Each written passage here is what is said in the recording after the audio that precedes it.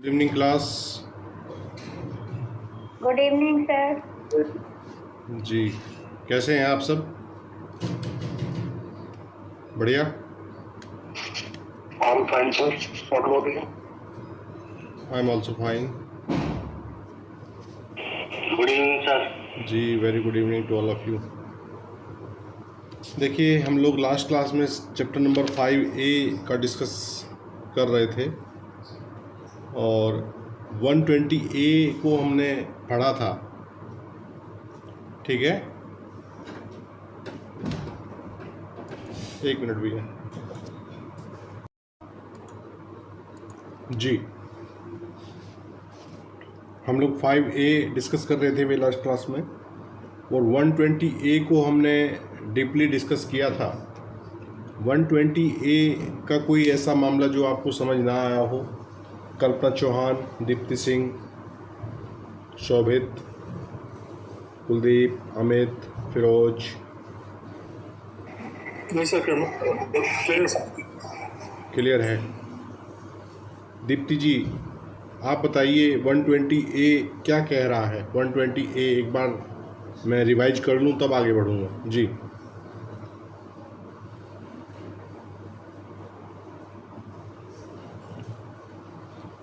जी रीति जी, आपको आवाज़ आ रही है मेरी?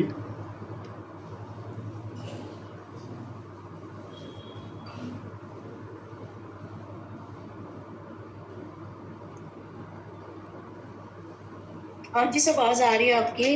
हाँ, 120A एक बार मुझे बताइए। 120A हमने कल पढ़ा था कि आप क्या समझे 120A से? सर इसमें है कि जब दो और दो से ज्यादा लोग एग्री करते हैं कोई इलीगल एक्ट करने के लिए या फिर कोई एक्ट जो इलीगल नहीं है बट बाय इलीगल मींस, तो इस तरह के एग्रीमेंट क्रिमिनल कॉन्स्पिरेसी होते हैं। और सर ये था इसका प्रोवाइजो में कि कोई भी agreement except agreement to commit offence, इसको छोड़ के वो तब तक क्रिमिनल कॉन्स्पिरेसी नहीं होगा जब तक कि कुछ एग्रीमेंट के अलावा कुछ ना किया जाए by the member of the criminal conspiracy. Sir बहुत बढ़िया, बहुत बढ़िया। और इसका स्पष्टीकरण भी है, एक्सप्लेनेशन भी कुछ कह रहा है इसका? सर इसमें एक्सप्लेनेशन है सर इसमें ये नहीं है कि जो इलीगल एक्ट का जो अल्टीमेट ऑब्जेक्ट है उस एग्रीमेंट का वो इलीगल हो, अगर इंसिडेंटल भी है, कोई पार्ट भी है, तो फिर वो हो जाएगा, क्रिमिनल कॉन्स्पिरेसी में आ जाएगा। बहुत बढ़िया, बहुत ही अच्छा, बहुत ही सुंदर समझाया आपने। Very good. एक केस लो है, लिख लीजिए आप। Vinayak versus state of Maharashtra. Vinayak versus state of Maharashtra, AIR 1984, supreme court.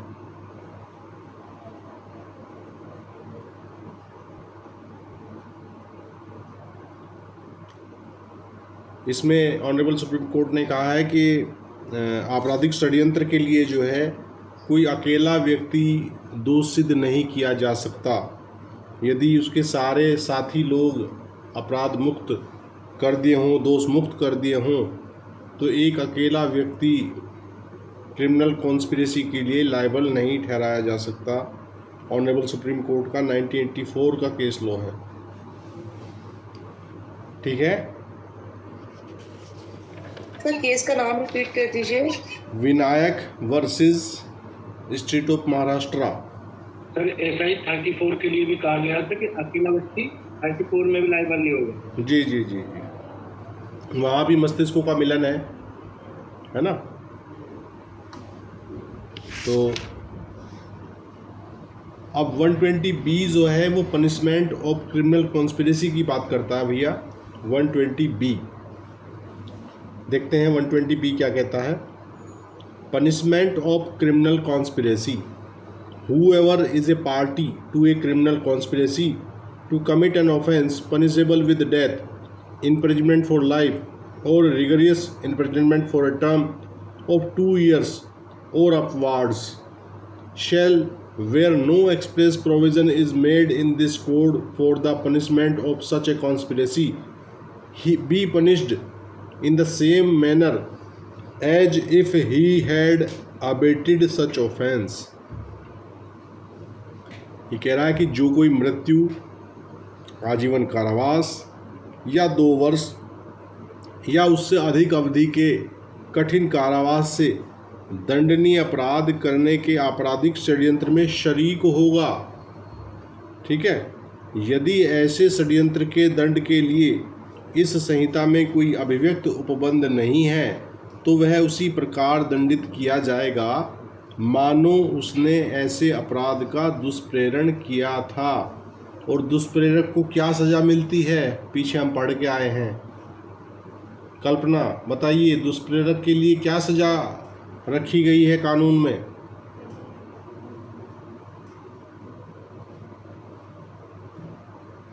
One by 4 sir, और एक उसमें 1/8 भी है।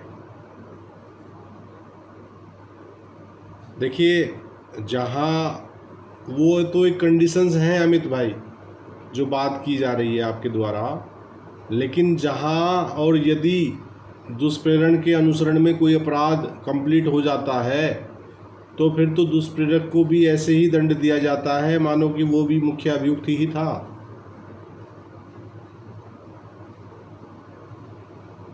जी सर, है ना? तो ये वो वाली बात कर रहा है। वो कह रहा है यदि ऐसे षड्यंत्र के दंड के लिए इस संहिता में कोई अभिव्यक्त उपबंध नहीं है तो वह उसी प्रकार दंडित किया जाएगा मानो उसने ऐसे अपराध का दुष्प्रेरण किया था। यदि कहीं कोई अभिव्यक्त उपबंध बना दिया है तो वो फिर तो अभिव्यक्त उपबंध ओवरराइड करेगा, इफेक्ट रखेगा।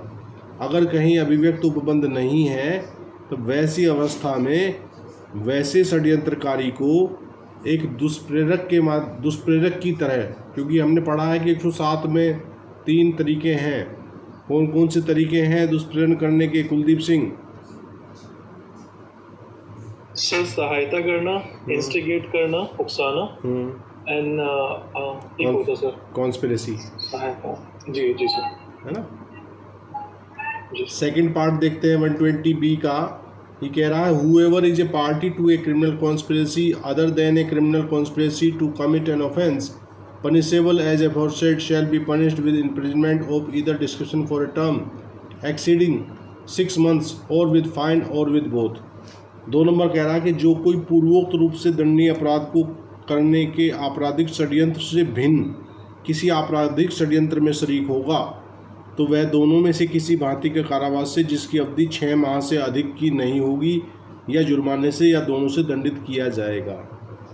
तो पहले वाले में जो बात बताई है उसको छोड़ दीजिए। उसके अलावा 120B का जो ये सेकंड वाला भाग है ये बता रहा है कि वहाँ अगर उनको छोड़ दो जो फर्स्ट में बताए हैं तो उनके अलावा जो भी मामले होंगे जिनके विषय में आपराधिक षड्यंत्र रचा जाएगा उन्हें छोड़कर, तो वैसी अवस्था में वहाँ 6 माह से अधिक की अवधि की सज़ा नहीं होगी, यानी कि अप टू 6 मंथ जो है सज़ा हो सकती है या जुर्माना या दोनों से दंडित किया जाएगा।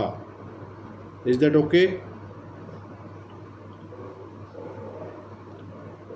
2011 का एक केस लो है, नोट कर लीजिए अगर आपके पास नहीं है। Madhu Desai versus state and others, Madhu Desai versus state and others 2011 CRLJ 4078 Bombay, ठीक है।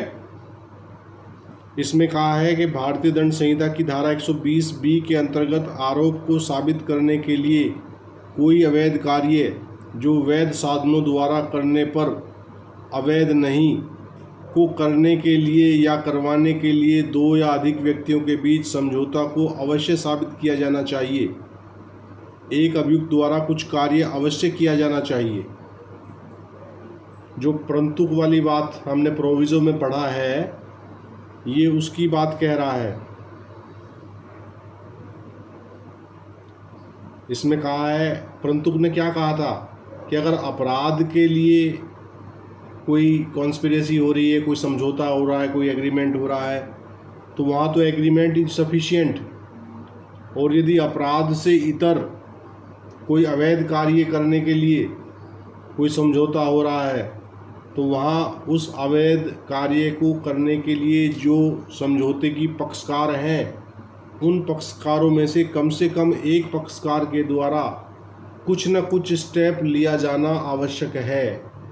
अगर वहाँ स्टेप नहीं लिया जा रहा है, कोई एक्ट नहीं किया जा रहा है, तो वैसी अवस्था में वो क्रिमिनल कॉन्स्पिरेसी की दर्जे में नहीं आएगा। यही तो प्रोविजो कह रहा है कल्पना। सर जी सर, आप सही कह रहे हैं, बट सर यहाँ पे अगर प्रोविजन में हम देखें तो आपने जैसे अवैध एक्ट बोला, तो सर वहाँ पे सिर्फ सम एक्ट बोला है, वहाँ पे इलीगल एक्ट आना चाहिए था। कहाँ पे? प्रोवाइजो में सर, 120A के प्रोवाइजो में। हाँ, दोबारा पढ़ते हैं। Provided that no agreement except an agreement to commit an offence shall amount to criminal conspiracy। एक तो बात ये हो गई सर। इसके बाद दूसरी बात जो कहते हैं unless some act besides the agreement is done by one or more parties to such agreement in pursuance thereof। तो ये जो सम एक्ट शब्द आया है ना, ये सम एक्ट तो आपके बीच जो कॉन्स्पिरेसी हो गई वो अपने आप में अवैध है, और उस अवैधता के अनुसरण में सम एक्ट का मतलब है कि वो सम एक्ट इलीगल ही होगा। भाई जब आपके विचार इलीगल हैं, आपकी मीटिंग इलीगल है, आपका उद्देश्य इलीगल है, तो जो सम एक्ट है, सम के साथ इलीगलिटी तो पहले से ही जुड़ी हुई है। आप उसमें सत्यनारायण की कथा थोड़ी करेंगे। अगर आप मीटिंग कर रहे हो कोई इलीगल एक्ट करने के लिए और उसके अनुसरण में कोई सम एक्ट, तो सम एक्ट जो है वो उसी के अनुसरण में हो रहा है ना। ये क्या कह रहा है? मतलब ये सर जो एग्जीक्यूशन का फर्स्ट स्टेप होगा, हाँ, जैसे ही एग्जीक्यूशन होगा तो तुरंत उसका वो पनिशेबल होगी। जब आपने लक्ष्मण रेखा पार की तभी रावण ने अपहरण कर लिया। लक्ष्मण जी ने बहुत समझाया था सीता जी को कि माता ये मैं लक्ष्मण रेखा खींच रहा हूँ, इसके बाहर नहीं जाना है। तो वैसी मतलब अगर सिर्फ एग्रीमेंट है और एक्सप्रेसली कहीं प्रोवाइडेड नहीं है सर एक्ट में, इसमें कोड में, तो मतलब कुछ एक्ट एग्जीक्यूशन की तरफ एक स्टेप जरूर बढ़ाना पड़ेगा। वो जो एग्रीमेंट है दैट इज नॉट पनिशेबल। हाँ, तो एग्रीमेंट तो अपने आप में इलीगल है ना, तो वो जो सम एक्ट है, सम एक्ट के साथ इलीगल शब्द जो है वो जुड़ा हुआ है, आप ये मान के चलिए।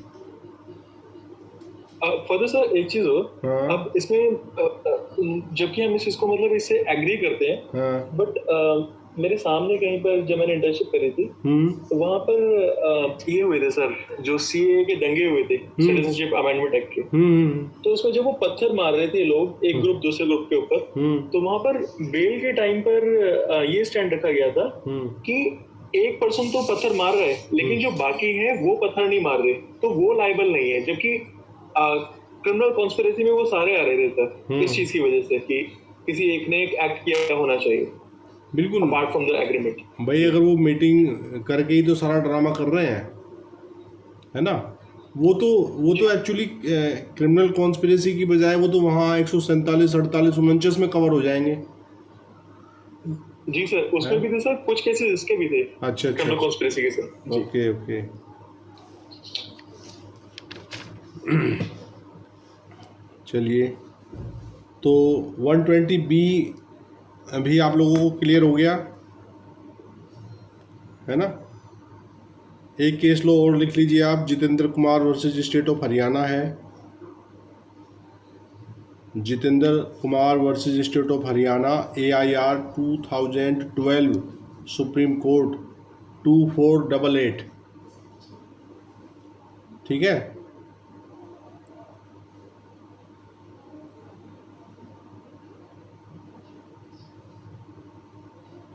ये कह रहा कि अभियुक्त हत्या कारित करने के षड्यंत्र के लिए आरोपित किया गया और धारा 302 के अंतर्गत आरोप विवेचित नहीं किया गया, तथापि अभियुक्त को धारा 120B सपठित धारा 302 के अंतर्गत दोष सिद्ध किया जा सकता है अगर वास्तव में अभियुक्त ने दूसरे अभियुक्तों को जिनके साथ उसने षड्यंत्र किया अपराध किया हो।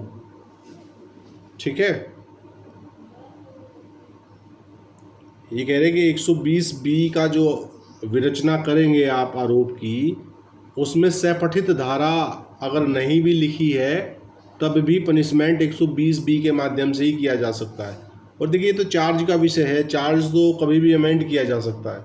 अगर चार्ज में कहीं कुछ लैकुना छूट गया, कोई चीज़ रह गई बाय चांस, तो वो निर्णय से पूर्व किसी भी स्टेज पे जो है चार्ज में अमेंडमेंट किया जा सकता है। Is that okay? जी सर। तो यहाँ ये मामला सुप्रीम कोर्ट तक गया कि वो आरोप की विरचना जो हुई ना, उसमें 120B का तो आरोप लगा दिया, लेकिन सपठित धारा जो होनी चाहिए वो नहीं लगाई। तो ऑनरेबल सुप्रीम कोर्ट ने कहा कि कोई फ़र्क नहीं पड़ता अगर वो नहीं लगी है।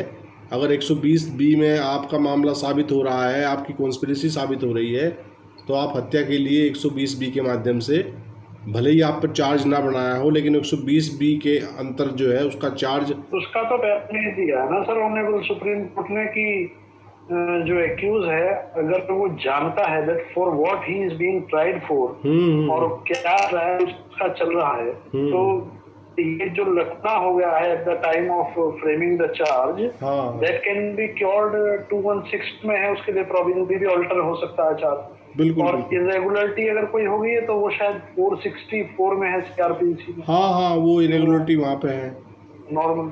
बिल्कुल।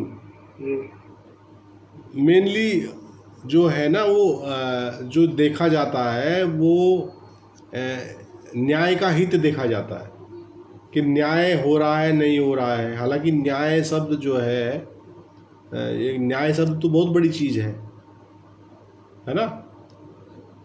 तो वो न्याय और अन्याय तो एक अलग चीज़ है, लेकिन जो पत्रावली पर मटेरियल है उसके अकॉर्डिंगली अगर वर्क चल रहा है, तो भले ही कि वहाँ कोई ना कोई थोड़ा बहुत अगर कोई चूक रह गई, तो वो चूक जो है मतलब कि एक तार्किक बुद्धि से आप देखें तो वही कहा जाएगा कि 120B का आपको इसमें मुलजिम बनाया है, तो चार्ज में आपके साथ अगर सपठित धारा बाई चांस छूट गई है, तो उससे आप बरी होने का आपको कोई आधार नहीं मिल जाता कि जी देखो 302 तो इसके साथ लिखा ही नहीं हुआ है ना।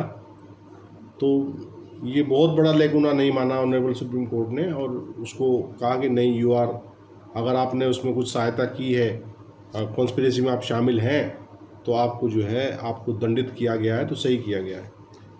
चलिए, आपका अध्याय 5A समाप्त होता है भाई, और अध्याय 6 अब हम शुरू कर रहे हैं। और अब इसके बाद हम लोग जो है वो स्किपिंग शुरू करेंगे। यहाँ तक कि जो चैप्टर थे वो सारे चैप्टर में जितनी धाराएं थी हमने 1 बाय 1 पढ़ी है।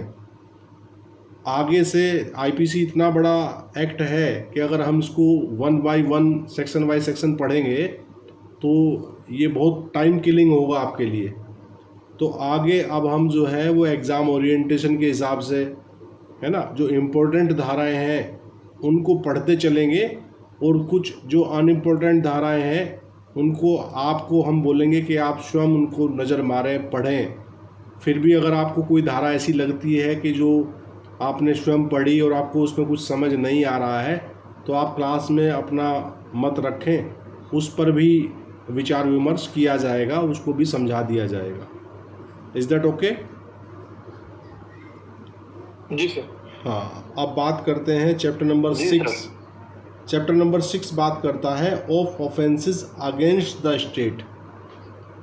ठीक है, देखिए वैसे तो जो ऑफेंसेस हैं वो स्टेट के विरुद्ध ही होते हैं, लेकिन ये जो चैप्टर है स्पेसिफिकली डायरेक्ट स्टेट को टारगेट करके किए जाने वाले अपराधों की बात करता है।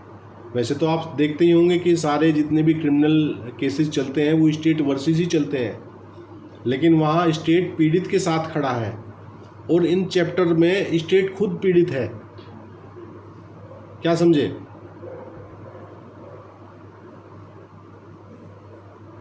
भाई अन्य मामलों में तो किसी का मर्डर हो गया तो मर्डर करने वाले के विरुद्ध जो केस चलता है कोर्ट में, स्टेट वर्सेस ही चलता है ना।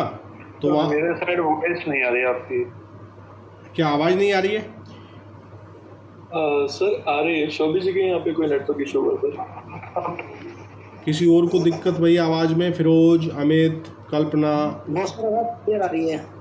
आवाज़ क्लियर है सर। शोभित, आपकी साइड कुछ प्रॉब्लम है, आप एक बार चेक कीजिए या लेफ्ट करके आप दोबारा ज्वाइन कीजिए क्लास।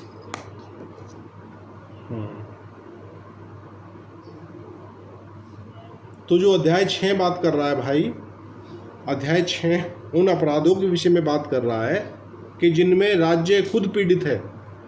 ये कह रहा है वेजिंग और अटेम्प्टिंग टू वेज वार और abetting waging of war against the government of India. धारा 121 बात करता है whoever wages war against the government of India or attempt to wage such war or abets the waging of such war shall be punished with death or imprisonment for life and shall also be liable to fine। ठीक है जी।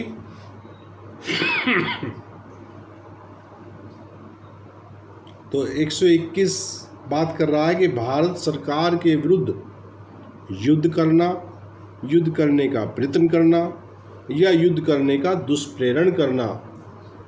जो कोई भारत सरकार के विरुद्ध युद्ध करेगा या ऐसा युद्ध करने का प्रयत्न करेगा या ऐसे युद्ध करने का दुष्प्रेरण करेगा, वह मृत्यु या आजीवन कारावास से दंडित किया जाएगा और जुर्माने से भी दंडनीय होगा। 121 ने क्लियर कट शब्दों में बताया है कि भारत सरकार के विरुद्ध युद्ध करने वाला व्यक्ति, युद्ध करने के प्रयत्न करने वाला व्यक्ति या ऐसे युद्ध के लिए दुष्प्रेरण करने वाला व्यक्ति, तीनों लोग लायबल किस लिए होंगे? मृत्यु या आजीवन कारावास से दंडित किया जाएगा और जुर्माने से भी दंडनीय होगा। 121 जी। सर यहाँ एनी पर्सन नहीं लिखा हुआ, यहाँ पे whoever आ गया जी। हाँ, whoever जो भी करेगा, जो कोई, तो जो कोई फॉरेनर भी हो सकता है सर। हाँ, वो तो पर्सन में भी आ जाएगा। अगर एनी पर्सन लिखेंगे तो एनी पर्सन में भी सभी लोग आ जाते हैं। जहाँ स्पेसिफिकली सिटीजन वर्ड आता है वहाँ तो केवल भारत के नागरिक के विषय में बात होती है।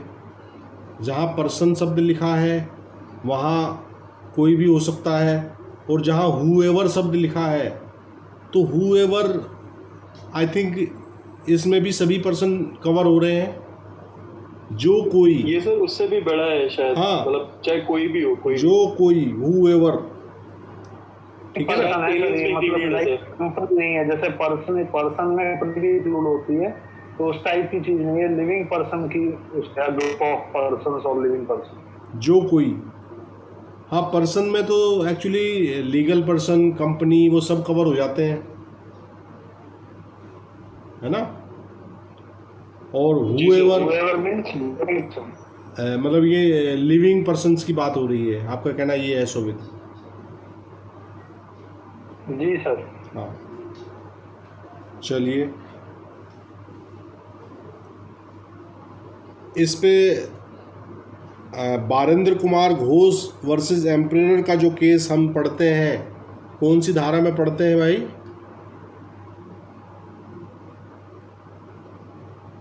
टेंशन में पढ़ा था सर शायद। हाँ, तो यहाँ भी टिप्पणी में बारेंद्र कुमार घोष का जिक्र किया हुआ है और इसमें कुछ डिस्कशन हुआ होगा, क्योंकि भाई शोभित जी एक बार रिपीट कर देंगे कहाँ पे किया था? 34 फॉर इंटेंशन। जी जी, थैंक यू जी।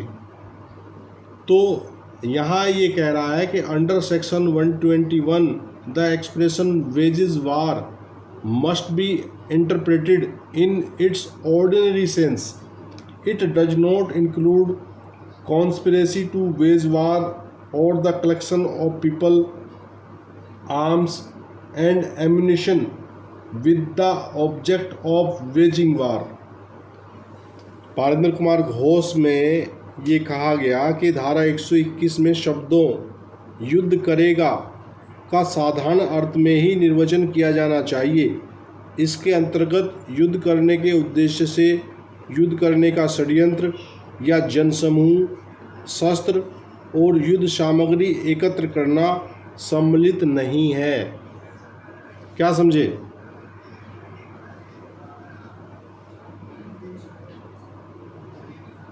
देखिए 121 जो है वो बड़ी फैटल धारा है, अगर इसकी सजा देखें, है ना।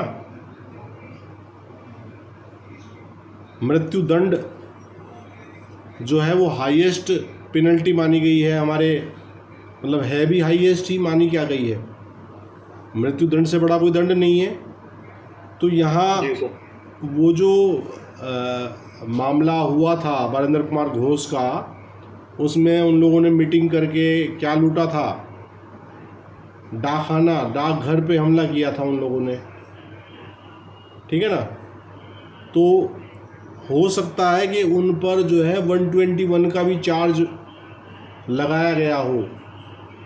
तो उस मामले में धारा 121 के शब्दों में युद्ध करेगा का साधारण अर्थ में ही निर्वचन किया जाना चाहिए, ये कहा कोर्ट ने।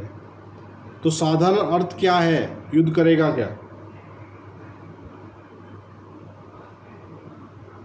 युद्ध करेगा का साधारण अर्थ क्या लगाएं हम? कुलदीप जी।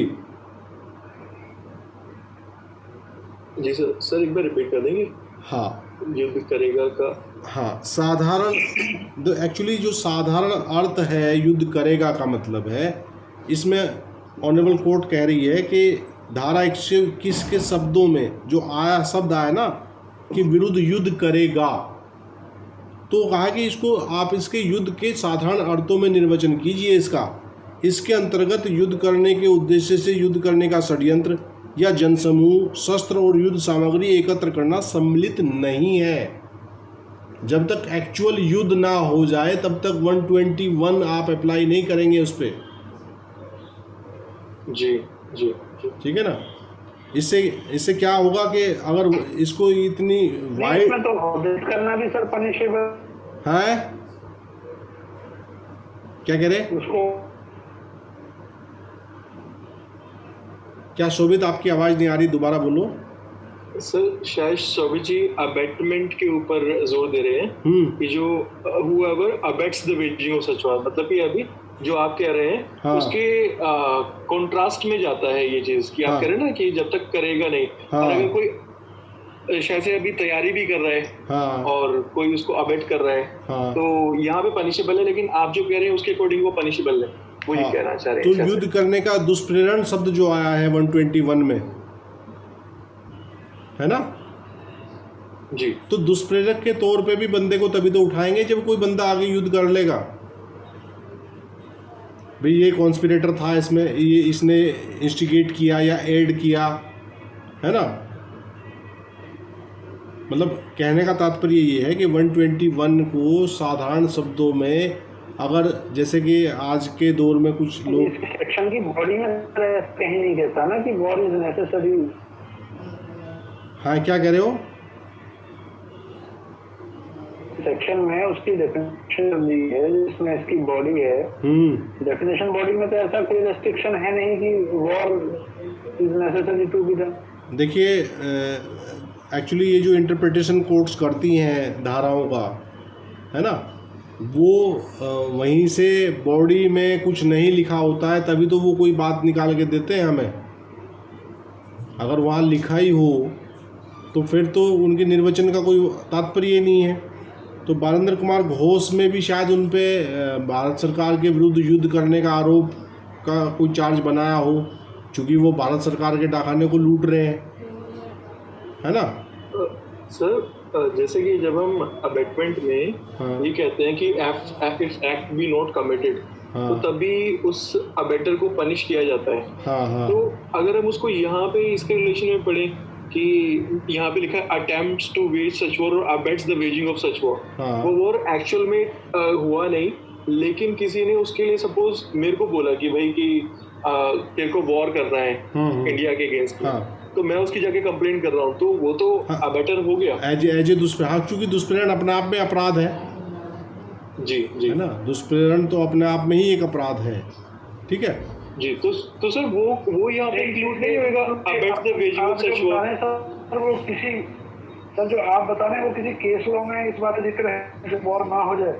हाँ, बारिंदर कुमार घोष में ही डिस्कशन हुआ होगा इस पॉइंट को, उसी को टिप्पणी में यहाँ बताया हुआ है, मैं उसको डिस्कस कर रहा हूँ। सर इसमें एक केस और है, मेरी आवाज आ रही हो? हाँ। संजय दत्त बनाम महाराष्ट्र। हाँ। और जहाँ पर अगर कोई ऐसा आर्म्स है उस पे भी वो लगा दिया जाता है कि 121 को कि भाई ये स्टेट के विरुद्ध जो वो कर रहा है, राज्य के विरुद्ध अपराध। तो मतलब यहाँ उसका रखना, उसमें कहीं शामिल होना है, कॉन्स्पिरेसी है जो अवैध कर रहा है, वो दोनों ही इन्वॉल्व हो जाते हैं। AK-56 उससे बरामद हुई थी, संजय दत्त से AK-56 वाला जो मामला था, हालांकि वो बरामद भी कभी नहीं हुई। उस पर आरोप ये था कि आप एक AK-56 रखे हुए हैं, उसके पास से रिकवरी नहीं हुई थी क्योंकि उसने उसको जो है डिसमेंटल करा के, मैगजीन की रिकवरी थी सर उससे। हाँ मैगजीन की थी, लेकिन जो मेन वेपन है वो उसने डिसमेंटल करा के कहीं समुद्र में फेंकवा दिया था, उसको रिकवर नहीं करा पाया स्टेट कभी भी। जी सर, है ना, वो मैगजीन छूट गई होगी उसके पास, लेकिन वो एडमिट करा दिया था जेठ में उसने कि हाँ मेरे पास था। तो उसी पे सजा खा गया बेचारा। इससे अच्छा वो के सहारनपुर से ले जाता ना सर किसी वकील को, तो वो उसे छुड़वा देता। भाई हम तो टोटल डिनाइल पे चलते नहीं साहब, हमसे कोई बरामदगी नहीं हुई। अगर कोई बरामदगी दिखाई भी जा रही है तो वो फर्जी दिखाई जा रही है।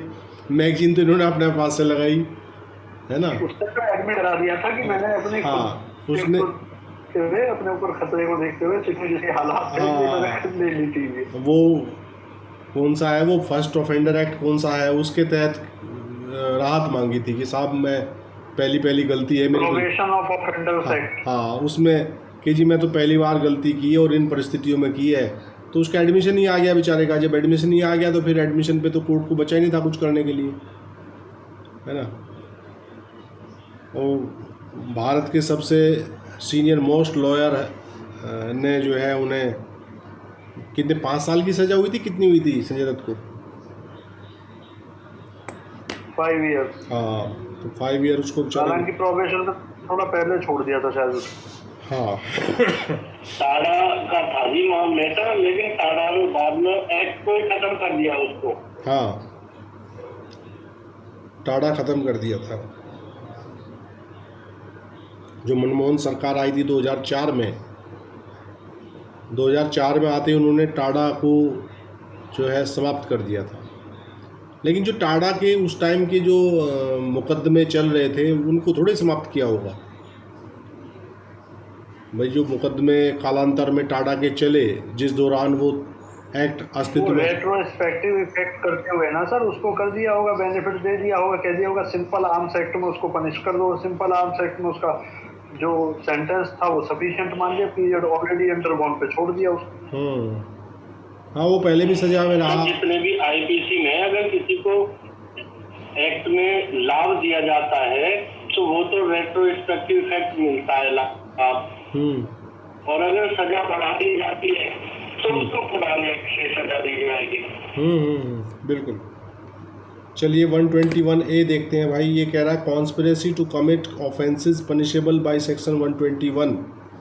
ये कह रहा है whoever within or without India conspires to commit any of the offenses punishable by section 121 or conspires to override by means of criminal force or the show of criminal force the central government or any state government shall be punished with imprisonment for life or with imprisonment of either description which may extend to 10 years and also be liable to fine। 121A कह रहा है कि धारा 121 के द्वारा दंडनीय अपराधों को करने का अगर कोई कॉन्स्पिरेसी करेगा तो उसके लिए 121A स्पेशल धारा बनाई गई, जो कह रहा है कि जो कोई धारा 121 द्वारा दंडनीय अपराधों में से कोई अपराध करने के लिए भारत के भीतर या भारत के बाहर षड्यंत्र करेगा या केंद्रीय सरकार को या किसी राज्य की सरकार को आपराधिक बल द्वारा या आपराधिक बल के प्रदर्शन द्वारा आतंकित करने का षड्यंत्र करेगा, वे आजीवन कारावास से या दोनों में से किसी भांति कारावास से जिसकी अवधि 10 वर्ष तक की हो सकेगी दंडित किया जाएगा और जुर्माने से भी दंडनीय होगा। अब जैसे ये मुंबई हमलों वाला जो मामला था जिसमें कसाब को फांसी हुई और जो कॉन्स्पिरेटर बाहर बैठे हुए कराची में, तो उनके खिलाफ अगर कोई मामला यहाँ विचाराधीन होगा तो 121A के अंतर्गत ही चलेगा शोभित, जी सर, है ना? क्योंकि जो उनके आका वहाँ बैठे हुए थे, 10 थे ना वो हमलावर, 10 में 9 तो मर ही गए थे मौके पे। इसमें 120 भी नहीं लगेगी ना सर इसमें, क्योंकि एक्सप्रेसली प्रोविजन 121A का दे दिया, तो 121 के रेफरेंस में जो कॉन्स्पिरेसी होगी वो 121A में पनिश होगी। हाँ, ये और राइट इफेक्ट हो जाएगा, 120B के बजाय 121A लगेगा। ये आप लोग अगर कभी मान लीजिए आपको मुख्य परीक्षा में बैठने का जब अवसर मिलेगा, तो अगर इस टाइप का कोई चार्ज बनाने के लिए आ जाए तो वहाँ भूल से 120B का चार्ज मत बना दीजिएगा, है ना? ये ऐसे क्वेश्चन दिए जाते हैं सर इसी तरह से कंफ्यूज करने के। हाँ, तो वो सामान्य बात को देखते हुए, क्योंकि एक्सेप्टेबल सर्कमस्टांसेस होते हैं। हाँ, जैसे कि मतलब प्रिपरेशन अपने आप में पनिशेबल नहीं है, बट हैं उसके भी 5-6 एक्सेप्शंस। हाँ, डेथ पेनल्टी है तो उसके भी कुछ हर उसके लिए तो है नहीं, ऑफेंस के लिए सभी के लिए, लेकिन उसके भी 8-10 में है। बिल्कुल। तो कई बार उन पर को आता तो ये सेलेक्ट करके लिखने पड़ते हैं, हाँ, रखना पड़ता है। वो कई बार पता है, जैसे हम लोगों ने मेंस लिखे हैं तो वहाँ चार्ज इस टाइप का बनाने को देंगे जिसमें मल्टीपल एक्ट्स इंक्लूड हो जाएंगे, है ना? जैसे वो पोक्सो को भी एंटर कर देंगे, वो SC/ST को भी उठा लाएंगे, है ना? तो इस प्रकार का कॉम्प्लिकेटेड चार्ज आपसे बनवाएंगे। आपकी वो ये विधा जानना चाहते हैं कि डायरेक्ट मान लीजिए किसी रेप का आपको चार्ज बनाने दे दें तो आप सीधा 376 का चार्ज बना दोगे। लेकिन हम MP का मेंस लिख रहे थे, तो MP के मेंस लिखने में उन्होंने क्या व्यवस्था बनाई कि बच्ची 12 साल की है, बच्ची अनुसूचित जनजाति से बिलोंग करती है, तो वहाँ पोक्सो भी आ गया, 12 साल की बच्ची है, और वहाँ वो अनुसूचित जनजाति से बिलोंग कर रही है तो SC/ST एक्ट का भी एंट्रेंस हो गया, है ना? और 376 तो अपने आप में था ही था। तो वहाँ चार्ज बनाने के लिए आपको वाइड नॉलेज होनी चाहिए डिफरेंट एक्ट्स की, तब आप उस चार्ज को बना पाएंगे, और नहीं तो वो हवा हो जाएगा आपका चार्ज का सवाल, ठीक है ना? तो थोड़ा सा कॉम्प्लिकेटेड चार्ज बनवाते हैं जब मैं फ्रेमिंग ऑफ चार्ज का आपके सामने कोई मामला आएगा परीक्षा के दौरान, ठीक है बंधु? 122 आप खुद देख लीजिए, इसमें 123 खुद देखिए, 124 भी खुद देखिए, 124A पे आ जाइए, ठीक है? ये सेडिशन की बात कर रहा है, राजद्रोह की बात कर रहा है। 124A ये कह रहा है whoever by words either spoken or written or by signs or by visible representation or otherwise brings or attempts to bring into hatred or contempt or excites or attempts to excite disaffection towards the government established by law in India shall be punished with imprisonment for life, to which fine may be added, or with imprisonment which may extend to 3 years, to which fine may be added, or with fine। ठीक है, राजद्रोह की बात कर रहा है 124A, ठीक है? और ये अमेंडमेंट हुआ था 124A का 1870 में भाई, 10 साल बाद, IPC के निर्माण के 10 साल बाद। लागू कब हुई IPC अमित? इन्फोर्समेंट डेट क्या है? 1860 में तो वो बन के तैयार हुई। इन्फोर्समेंट उसका 1 जनवरी 1862 है शायद, देख लीजिए। कितना बताया सर? जी सर, जी सर। 1 जनवरी 1862। जी 1860 जो है वो डेट ऑफ इनेक्टमेंट है उसकी। देखिए 2 डेट आपके सामने आती हैं जब भी कोई एक्ट पढ़ते हैं, डेट ऑफ इनेक्टमेंट और डेट ऑफ इन्फोर्समेंट। ये दोनों सेम भी हो सकती हैं, ये दोनों अलग अलग भी हो सकती हैं। डेट ऑफ इनेक्टमेंट पहले हो, डेट ऑफ इन्फोर्समेंट बाद में हो, ये एक अवस्था है। डेट ऑफ इनेक्टमेंट और date of enforcement same date पे हो, ये दूसरी अवस्था है। और डेट ऑफ इनेक्टमेंट बाद की हो और डेट ऑफ इन्फोर्समेंट उससे पहले से हो जाए, वो तीसरी अवस्था है। जो हम रेट्रोस्पेक्टिव प्रभाव वाले जो मामले देखते हैं ना, कि एक्ट तो आज बना और लागू 6 माह पहले से कर दिया, तो ये तीनों अवस्थाएं हो सकती हैं। तो इन दोनों डेट्स को आप ध्यान से समझें। अगर आपसे एग्ज़ाम में पूछा जाए तो आप उसको हल्के में 1860 ना लगाएं। पहले ये समझें कि ये पूछ क्या रहा है। अगर वो इन्फोर्समेंट डेट पूछ रहा है तो 1 जनवरी आपको 1862 बतानी है, और डेट ऑफ इनेक्टमेंट पूछ रहा है तो फिर आपका वो 1860 की एक तारीख है। इन दोनों तारीखों को आप देख लीजिएगा। सर इसमें एक जीएस का क्वेश्चन है सर कि पहला वो पर्सन कौन था जिसके ऊपर सेडिशन लगाया गया था? वो बाल गंगाधर तिलक थे सर। अच्छा। 1897 में जी। तो उनके ऊपर 2 केसेस है सेडिशन के। एक में उनको एक्विट कर दिया गया था, एक में कन्विक्ट कर दिया गया था। 1897 में सर। जी सर। यानी कि अमेंडमेंट होने के लगभग 27 साल बाद। जी जी जी सर, जी सर, इंट्रोड्यूस होने के सर। मतलब काफ़ी गैप हुआ, मतलब 27 साल तक उन्हें कोई राजद्रोही मिला ही नहीं अंग्रेजों को।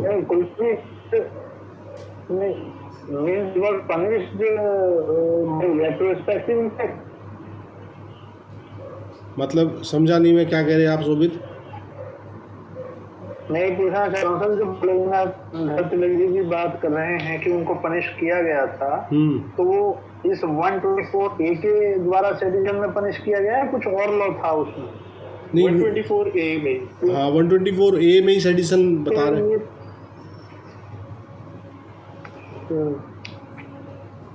बोलिए शोभित। 1897 में ना? जी जी हाँ। और तो कन्विक्ट किया गया था। हाँ। एक बार उनको एक्विटल भी मिला था इसी में सेडिशन में। हाँ। और जो लॉयर थे उनके वो मोहम्मद अली जिन्ना थे। अच्छा। अभी जी एक डेवलपमेंट हो रही है सर इसके सेडिशन पे कि पाकिस्तान में हटा दिया गया है इसको।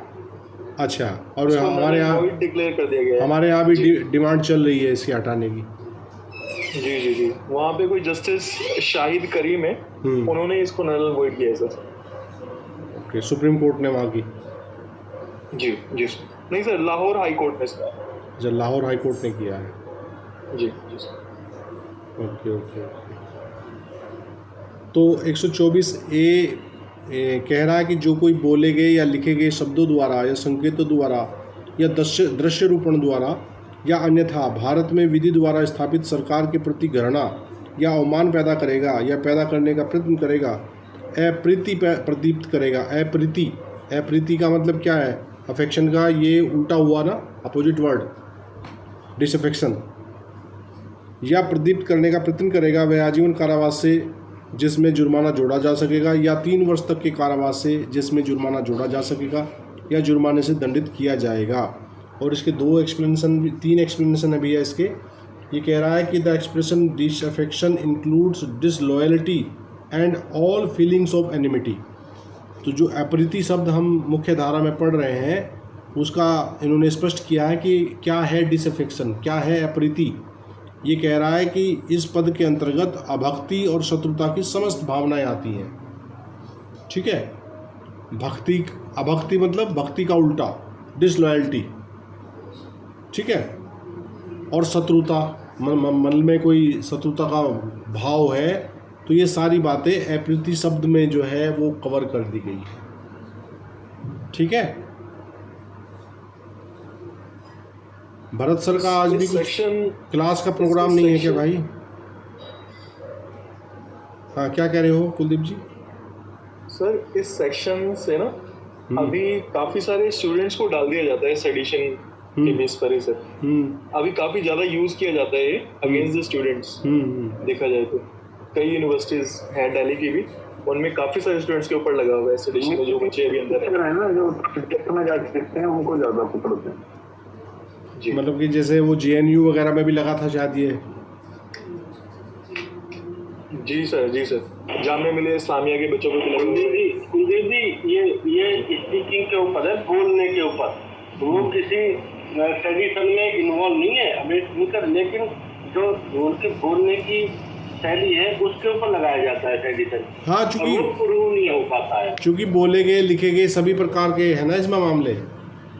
एक तरीके से सर बता दें, जब इसको इंट्रोड्यूस किया गया था तो ये बोला गया था कि जैसे आपने कहा कि 1870 में इसको इंट्रोड्यूस किया गया, तो कॉलोनियल एरा में इसको इंट्रोड्यूस किया गया था। तो तब ये बोला जाता था कि it was intended to stifle the voices of those opposed to colonial rule. Yes yes जी, जैसे वहाँ JNU में नारेबाजी हुई थी कि भारत तेरे टुकड़े होंगे इंशाअल्लाह इंशाअल्लाह, इस टाइप की जो अगर कोई चैंटिंग करेगा तो नेचुरल सी बात है कि वो राजद्रोह में 124A में बुक किए जाएंगे, है नहीं? जी सर।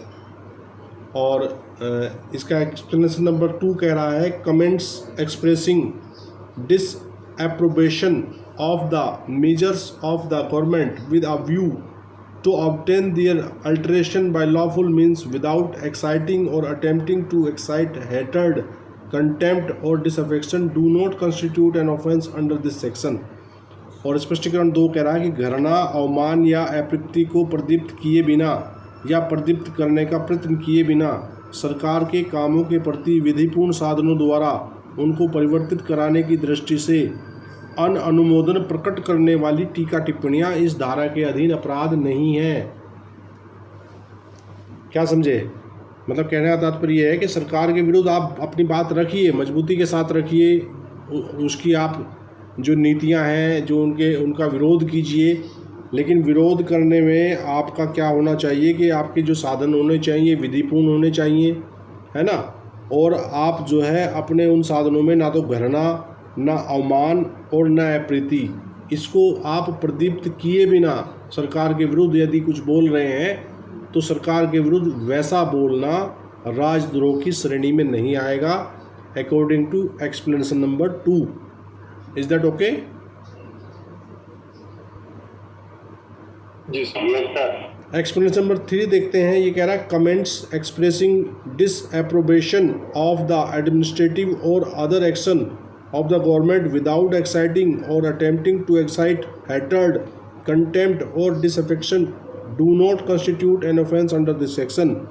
और स्पष्टीकरण 3 कह रहा है कि घृणा, अवमान या अप्रीति को प्रदीप्त किए बिना या प्रदीप्त करने का प्रयत्न किए बिना सरकार की प्रशासनिक या अन्य क्रिया के प्रति अनुमोदन प्रकट करने वाली टीका टिप्पणियां भी इस धारा के अधीन अपराध गठित नहीं करती।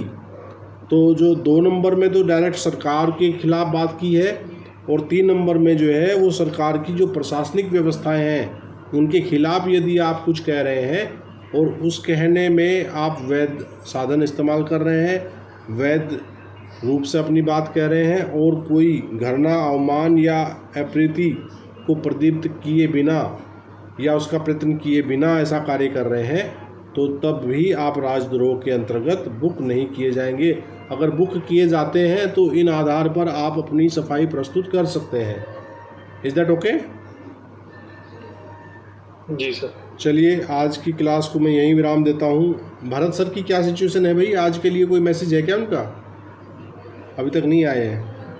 नहीं सर, आज के लिए तो नहीं था सर कुछ भी। चलो मैं उनसे पूछता हूँ, है ना? तब तक आप सभी लाइन पर रहिए।